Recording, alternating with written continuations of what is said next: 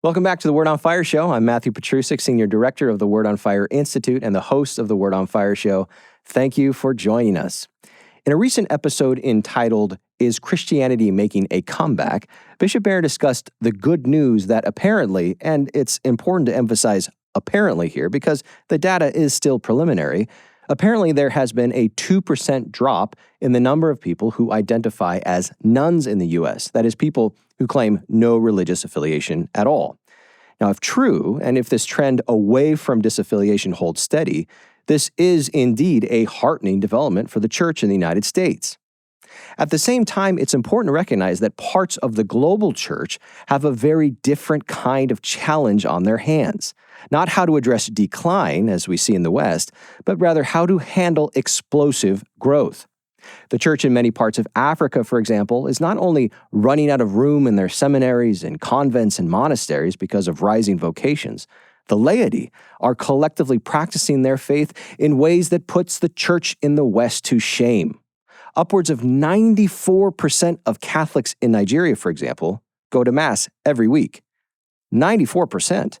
Here in the U.S., we can't even crack 30% of weekly Mass attendance among Catholics. So what explains this wide discrepancy? What factors are at play? What are we in the West getting so wrong about evangelization? And what is the church in Africa getting so right? Here to help us discuss these and related questions is Bishop Robert Barron.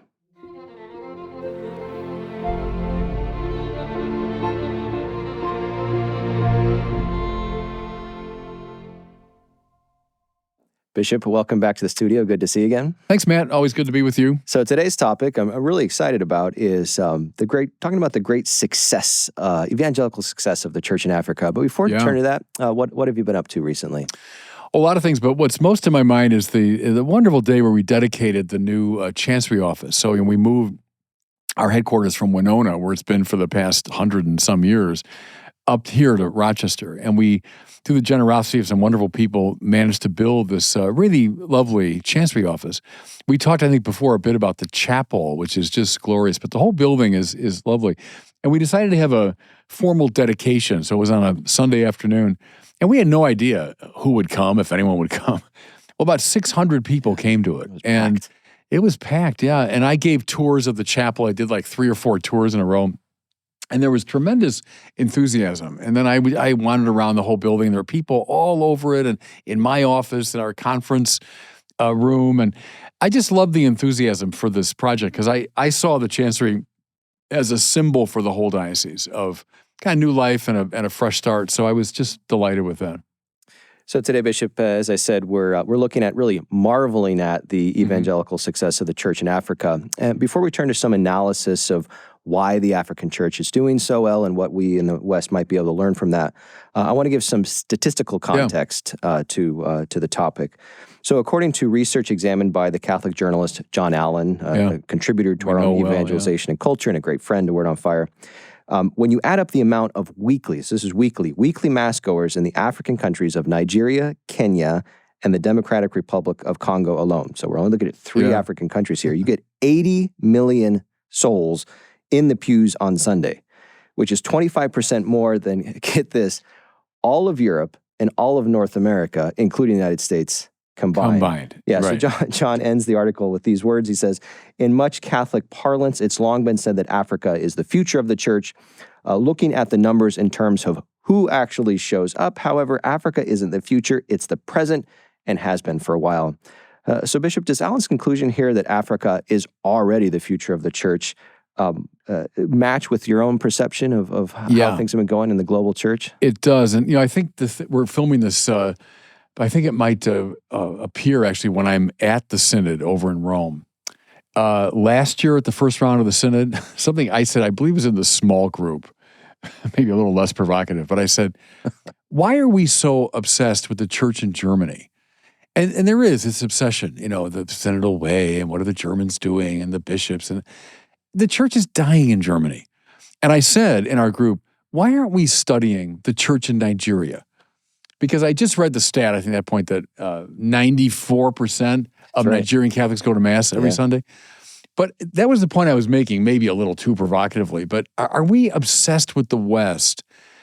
And I've just read an article by John Allen recently on the Pope's trip to Oceania. And the title of it was something like, "The Pope isn't going to the peripheries, he's leaving the peripheries." The point being, if anything, we become peripheral, we in the West. So look at those stats from Europe and North America. Where's the church really alive? I go to Africa, parts of Asia. That's where it's growing, where the people are going to Mass, where seminaries are filled. Why aren't we as a synod, I'll say it again, studying the church in Africa and saying, what can we learn from their experience? So related to that question, which is not just a rhetorical question, it's a very important question to ask. Are you seeing Africa's numerical strength within the global church translating into ecclesial influence outside of Africa? Are you seeing, for example, the historically Eurocentric church actually listening to the concerns and priorities of the African I think it's church? just starting. Look, go back to wasn't the Synod on the Family back in like 2015 or something? There was still at that Synod, I think, a fair amount of this European condescension toward the church in Africa. Like, oh, that's great. You're doing so well, but, we're not really here to listen to you. You're here to listen to us. Come on. As I remember, I won't name him. This came from a German theologian. Those days are past, seems to me. Why are we pandering to the German theologians? I'd rather listen to a theologian from Nigeria, someone who's reflecting creatively on that lively church experience. Because, now you and I are both trained in theology. One of the problems is that theology became too exclusively an academic discipline, and it was divorced from the ecclesial reality. David Tracy talked about the three publics, of theology, and one of them is the church. And I felt for a long time that that's the public that we've ignored. Theologians ought to be reflecting on the life of the church. What's the Spirit up to in the church? Well, heck, I'd rather listen to a Nigerian theologian than a German one, frankly.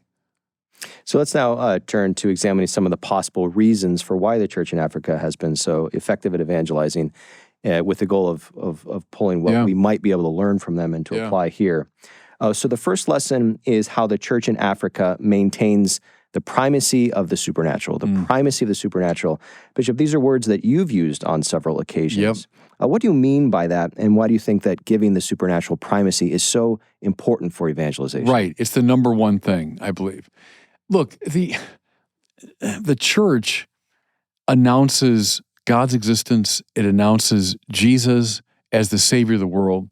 It announces the fact of salvation that comes to us through the sacraments. It announces the holding out of eternal life as the goal of human existence. All of that is supernatural. You take the supernatural out, the Mass collapses, the Eucharist collapses, the sacraments collapse, true evangelization collapses, and it becomes a this-worldly project. One of my pet peeves when the word mission is used, I've now come to say, what do you mean by that? What is the mission of the church? Because in certain circles, it tends to mean the political and social amelioration of the poor. Well, that's all a good thing. I'm in favor of it. But that's not the mission of the church primarily. The mission of the church is to announce the word of salvation. Now, mind you, an implication of that is our commitment to bettering our world. Of course it is. That it expresses itself now in love and care and working for justice and all those good things. I'm in favor of it. But the supernatural comes first. When you reduce the supernatural to the natural, religion collapses. It flattens out. It becomes less than compelling. I think what you see in the African churches is precisely this primacy of the supernatural quality of the church. That makes it grow. Because another problem, Matt, is if you're naturalizing the supernatural, you end up with a church that is an echo of the wider culture, not a word of invitation or challenge to it. It's an echo to what you hear in political and economic circles and so on. The church has a distinctive message. It's a supernatural message. When it says that clearly, people are compelled. So what do you say to the response that someone may say, well, I agree with you in principle, Bishop, the primacy of supernatural as a theological matter. That must be the case. But, the problem in the West is people just aren't going to be receptive to the supernatural. So we have to sort of dissolve the supernatural into natural categories in order to get any traction. What do you respond to that? The problem with that is that we bought into the assumptions of liberalism in theology, going back to Friedrich Schleiermacher and others and coming up into the 20th century. And the basic move there was to naturalize the supernatural. And we kind of convinced ourselves, oh, that's the way the world's going to listen to us. It's just the contrary, seems to me. It's just the contrary. The world listens to us when we declare our message. The other thing, too, is, the church's job is to declare the gospel in season and out.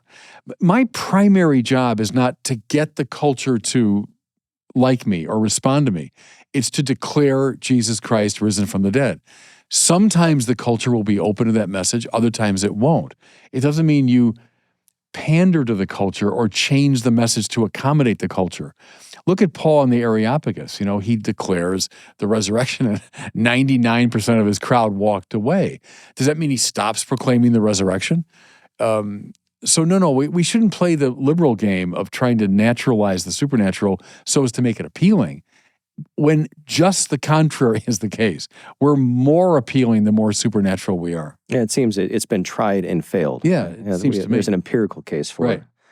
So the second lesson we can learn from the African church is holding fast to theological and moral orthodoxy, which we could colloquially describe as not deviating from church teachings.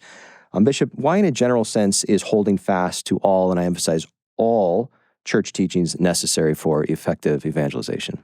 Yeah, I mean, I'm with Cardinal Dolan, and we've used it as one of our principles, called affirmative orthodoxy. The correct belief, orthodoxy, but presented in a way that's affirmative. It's not, here's what we're against. It's, here's what we are vibrantly for. And orthodoxy is precisely that. In the intellectual order, the moral order, in the order of beauty, it's saying, here's what the church is for. When we do that confidently, we are compelling. We are compelling. So as long as you add affirmative to the orthodoxy, I think in some circles, there can be a sort of fussy or defensive orthodoxy, it's over and against. I would tend to say, no, bring it out in its integrity and its beauty, and people will find that compelling. So we noted before that it's important not to change the substance of evangelical content. But is there an argument that the signs of the times should compel us to change the means by which, or the forms, or the modes of expression we use? Is there a space for that? Sure, and call that healthy enculturation. And the church has always done it. The church has always assimilated what it can from an environing culture. I've used the image before, maybe from Newman, about an animal moving through its environment. It has to resist certain things. It can't eat and take in everything, or it'll die. At the same time, it has to assimilate what it can from the environment. Otherwise, it will die. So the church, as a living organism making its way through history, does just that with every culture. It affirms what it can. It resists what it must in order to stay alive. And that's a subtle game. The more simple-minded approach is either total absorption, total resistance. And it's neither. It's a canny engagement, we'll use that word, of the culture. That's both positive and negative. But that's true in the church's involvement in any culture. So you brought up the term enculturation. As you know, Bishop, enculturation, as it's used in many theology departments in the West, means that in order to gain traction in a culture that's not already somehow habituated to the gospel, we have to withhold certain parts of the faith, or maybe even leave out or exclude certain parts of the faith in order to have any hope of evangelizing at all. What do you take to that kind of approach to evangelization? Well, I would look not abstractly at it, but at the great evangelists. Like, what did they do? How did they do their work? And, you might say, I'm going to lead with something because this culture is oriented a certain way. I'm going to take some aspect of Christianity. I'm going to lead with that, but so as to bring them eventually into the whole of it. But maybe it would be a cultural faux pas to lead with part of the Christian thing that is very antipathetic to a cultural form. I have no quarrel with that. I mean, that's, I think, part of the canny practicality of the prudent evangelizer. Whether it's Patrick in Ireland, or it's Boniface in Germany, or it's the great European missionaries in Africa. And again, look at some of the most successful. Think of those Irish missionaries that went into places like Nigeria back in end of the 19th century. What if you told them, that a century from that point, there'd be this explosive growth of Christianity in Africa? They were pretty canny. They were pretty effective evangelizers. So there's a difference between the essence of the Orthodox faith and then the manner in which we propagate it. And the second one, calls for some prudent judgment.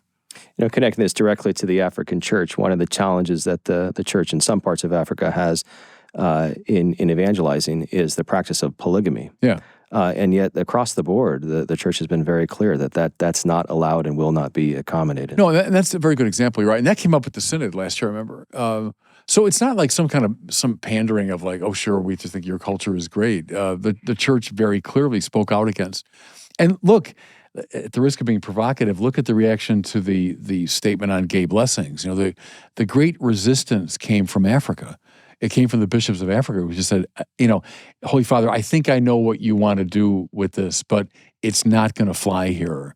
And it's so antipathetic to our culture that we're going to say no to it. And I think the Pope acknowledged that. And the Pope acknowledged, yeah, you're right, this is not workable. So they certainly were, that was a very interesting form of cultural engagement, wasn't it, around that issue? Yeah, and we see again empirically that the church's stance on that issue in Africa has not led to a decline in people going to Mass or vocations. Right, on the contrary. Yeah. So a third lesson we can learn from the church in Africa is being committed to evangelizing the wider culture, which we could also summarize as sort of being committed to Christianizing the culture. Bishop, as you know, the term evangelize the culture is central to the work that we do here at Word on Fire. Yeah. How do you define what it means to evangelize not just individuals, but an entire culture? Right, that comes, from Cardinal George and ultimately from John Paul II. And then before John Paul, I go back to Vatican II, I think. I think it means to bring the word of the gospel into places where a culture is formed. So that would be entertainment, it would be government, it would be the arts. You're always evangelizing people. You can't evangelize abstraction, so you're always evangelizing people. But are there people who are playing pivotal roles in the formation of a cultural matrix? And can the church address those arenas? Can the church find a way into those? And for us, it's through the media. It's been a way to do it. Establishing conversations with key cultural players. That's been my instinct. But the church wants to declare the lordship of Jesus to every individual and to the institutions of a culture that shape the way we think about things. Does anyone doubt that our culture is, to a large degree, in the grip of this sort of self-invention ideology? We have to get in the way of that. We have to resist that. We have to reach out to those who shape the culture. And that's I think, difficult but very exciting mission. Bishop, in previous episodes and in a lot of your evangelical work, you've highlighted a sort of two basic instincts that we have as a church. That there's a tension between them, maybe a productive tension, but certainly tension. And that's on the one hand to hunker down in response to the culture, and the other is to dive in. Mm-hmm. How do you think that's playing out both in the Church of Africa and here at home? I probably wouldn't know enough about the African situation on the ground, but I think the rhythm between those two things is a mark of the church's engagement with the culture. I always think of John Paul II as a young man, literally hunkering down in the basement of the archiepiscopal residence in Krakow with the underground seminary, and the culture had turned demonically opposed to Christianity. The Nazis and the communists. So he had to hunker down, and sometimes we have to do just that. But then when the propitious moment arrives, the one who's hunkered down now goes out. That's the rhythm. You don't remain in the basement. The purpose is to go out to the wider world. I think what's interesting about the African church, and you see it as I travel around the world, is now Africans moving into European and Western and North American places, and they're evangelizing in a fresh way.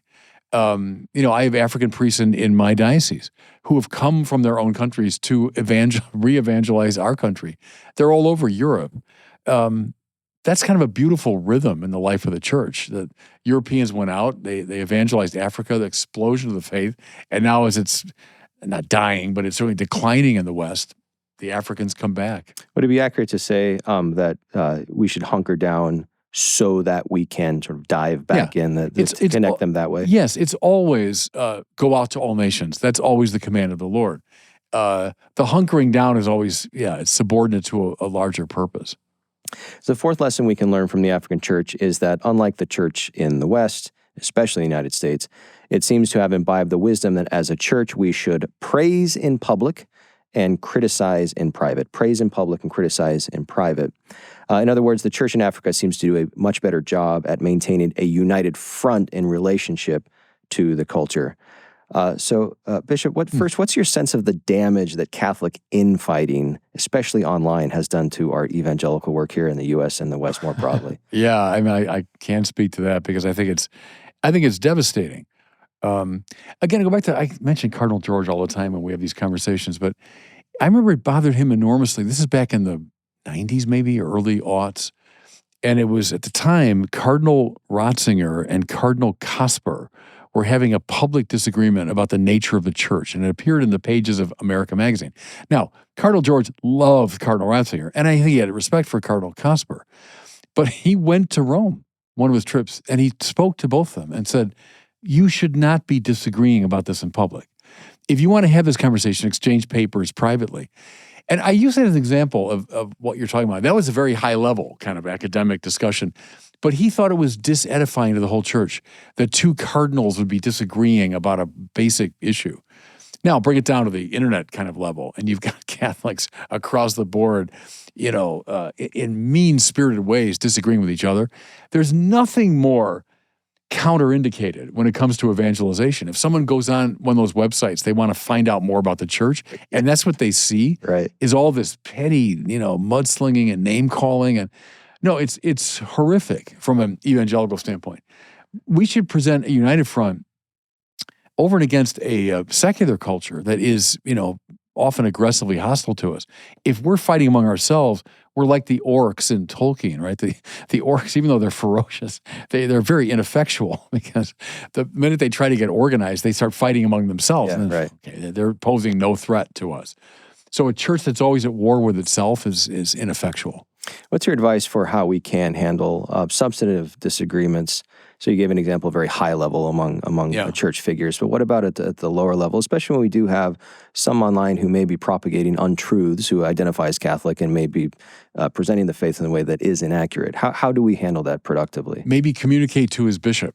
Okay. So if there's someone who's saying something that really egregiously wrong, write to his bishop, wherever the person's based, and say, I'm really concerned about this. I wonder if you could, talk to him. So use the kind of Matthew 14 thing. Is always begin, at the more local level first. Begin in a quiet, constructive way first. It's almost certainly counterproductive to start hurling invective and comm boxes, So I would say talk to the guy's bishop. We're also up against the reality that conflict generates engagement, and engagement generates money. And that's one of the demonic elements of it. The dark powers, of course, they use everything, and they used it that way. Absolutely. That we're encouraged to do the very worst things, and we're discouraged in doing the best things. So a fifth and final lesson from the African church takes the form of a moral virtue, and that's being courageous in the face of opposition and even hostility. So I just want to give you a little bit of context for this, some statistical context. So according to Vatican News, and I was shocked to learn this, over 50,000 Nigerians alone, Catholics, have been killed because of their faith over the past 15 years, and 18,000 churches have been burnt in the same time period.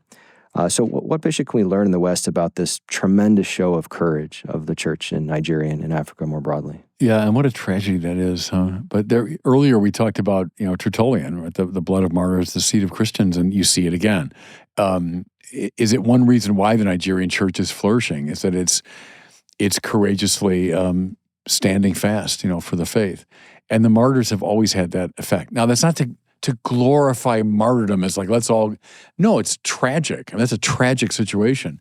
But the courage of those martyrs, and I've known some of them. I've taught Nigerians over the years. I've known a number of Nigerian priests. And whenever I meet a Nigerian, I'll say, oh, you're from Holy Nigeria. I'm an Irishman. We used to say Holy Ireland. And please God, Ireland's still a holy place. But I mean, Nigeria strikes me now as a place of real holiness in the life of the church. And maybe they're, in God's providence, playing that role. They're kind of a martyred church. But that's the church that's showing forth the power of the cross. So a very direct way of asking this question is should all of us as Catholics be willing to die for our faith? Sure. It doesn't mean for a second that it's easy, and please God, we don't come to that pass. But yeah, I mean, follow me, the Lord says, take up your cross every day and follow me. And his path leads to the cross, inevitably. So we all bear our cross in some way. Some are called upon to do it in the most radical way possible. So before we turn to our listener question, I want to get your thoughts on some of the counterclaims that some make to diminish or even disregard the success of the church in Africa, especially in relation to the West. Some say, for example, that the reason the church in Africa is flourishing is because there's a lot of very poor people in Africa, and the poor tend to be more religious. And it's just for that reason. It's economic reasons. It's a reason of a lack of education. What say you? It's splendidly condescending, isn't it? It's splendidly patronizing and coming from like a Western perspective. As I mentioned, I think we saw that at the Synod back in 2015, a tendency of Western people to kind of pat Africans on the head, like, well, isn't that charming? You're doing so well, but, when you reach our level of sophistication.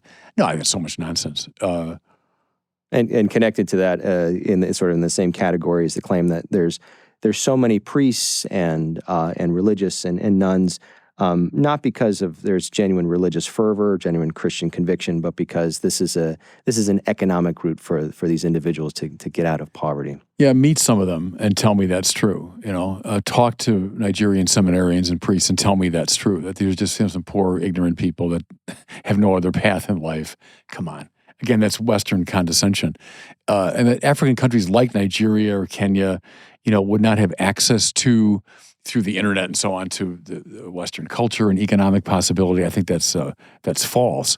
But I would say talk to seminarians and priests from Nigeria. It does seem interesting that those who most publicly proclaim to be interested in the margins in the church, I'm talking here of theologians and perhaps public influencers, are the ones who are least who least know on the ground the actual experiences of the seminarians and the members of the church that, for example, you've met. Right. If you're just sitting in a faculty lounge talking about the marginalized, you're not going to say very many true things about them. I hate that kind of condescension. I think we should turn that around. I think, as I mentioned, we should be attending to the African church. We should be sitting at their feet and saying, what can we learn from your obvious success? Right. Again, it's beautiful that the church flourished there because of European missionaries. Thank God for them. These largely European missionaries that came to Africa and awakened the faith there, beautiful. Now, in God's lovely providence, maybe the tables have turned a bit, and we have a lot to learn from this now flourishing church. Good. That's the way it works in the kingdom of God. But we certainly shouldn't cling to our own stupid prerogatives. And a final, and this one I think is less polemical, counterclaim, is that the reason the African church is doing so well is they just haven't had the onslaught of secularism yet, but they will. And once they do, they're going to go the same way the West has. I don't know. Again, that's an old hypothesis, too, from the Enlightenment, the secularization thesis. That it's inevitable. Inevitable. And it's been proven false over and over and over and over again. So they were saying that back in the 17th and early 18th century, that as the secular thing moves forward, religion will fade more and more. It hasn't happened. It happens sometimes in certain cultures like our own, but then it's lively somewhere else. And it's been proven, it seems to me, false over and over and over again. I don't know why we still take that thesis seriously. Well, now it is time for our listener question. Bishop, today we have Anna from Connecticut asking about how best to observe the Sabbath as a whole family. Hi, Bishop Barron. This is Anna from Connecticut, and my question is about keeping the Sabbath holy. I've got 2 little kids at home, and it seems like there's always work to be done around the house. What are some practical tips you have about really practicing Sabbath rest as a family? Yeah, I like that question a lot. And I've often remarked that in the course of my lifetime, that's changed so dramatically. When I was a little kid, Sunday was an entirely different day. It felt different. We did different things. The very fact that everything was closed, and I remember that vividly. Gas stations, you wouldn't see a movie on a Sunday. The movie theater was closed. You wouldn't go shopping. The stores were closed. My father would tell my mother, "Oh, you better get the shopping done by Saturday night because everything's closed." Well, see, that was helpful in many ways. It drew people into a different frame of mind. First of all, and here's my first way to answer the question: go to church. The most important thing to do on the Sabbath day is to go to church. So get the family together, go to church. Now, we're talking about Africa in this one. My African friends have told me this, that they smile at us, that if the Mass gets 1 minute longer than about 49 minutes, we all get upset. They're saying, come on, in Nigeria, the Mass can last 2 hours. And then it's followed by a big, festive celebration, which is then followed by more prayer in the afternoon. It's like an all-day affair.